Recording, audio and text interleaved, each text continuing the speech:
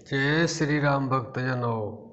प्यारे भक्तों, सुबह और शाम का संभोग कितना घातक होता है, आप इसे ज़रूर सुने और समझें और अपने सुन कर के इस चीज़ को अपने जीवन से बिल्कुल नकार दें, क्योंकि ये इतना घातक होता है कि इसके बारे में ज़्यादा बताया नहीं जा सकता है।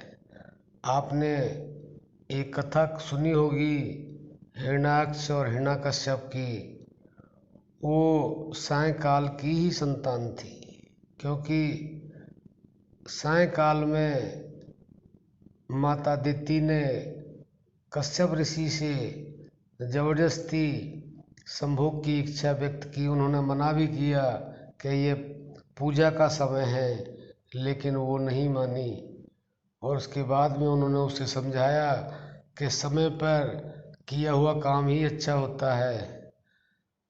तो वो क्रोधित हो गए। उन्होंने कहा ये आपने सही नहीं किया, जो जबरदस्ती करके अपनी मेरी इच्छा के विरुद्ध आपने ये इच्छा व्यक्त की और मुझे मजबूर किया।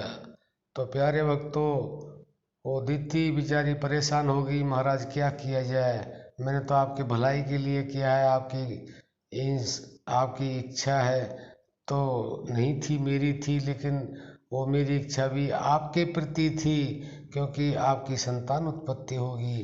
तो उन्होंने कहा तो उसके लिए जो समय था वो तो चुना जाना चाहिए था ना। सुबह का जो समय होता है, शाम का समय होता है, वो पूजा पाठ का होता है।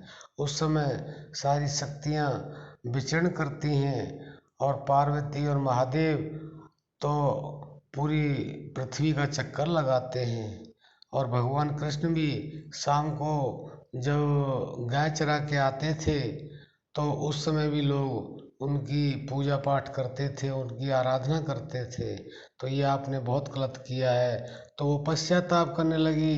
तो उन्होंने कहा ऋषि कश्यप ने, अब तो कुछ नहीं हो सकता, लेकिन हाँ ये मैं कह सकता हूँ कि आपका जो पौत्र होगा, आपका जो इसका बेटा होगा, वह इतना भक्त होगा, उसका दुनिया में नाम होगा।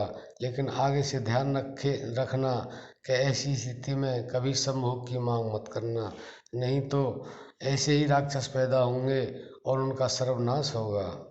और वो अपना सर्वनाश तो उनका होगा ही, लेकिन वो जो इंसान है दुनिया के अंदर उनको भी परेशान करेंगे। तो प्यारे भक्तों, आप इतना समझ लें कि सुबह के शाम में और सायंकाल के समय, जिस समय पूजा पाठ आरती का भजन ध्यान का समय होता है, आप संभोग न करें और इससे बचें और अपने जीवन का कल्याण करें। तो हम आशा करते हैं कि आप समझ गए होंगे।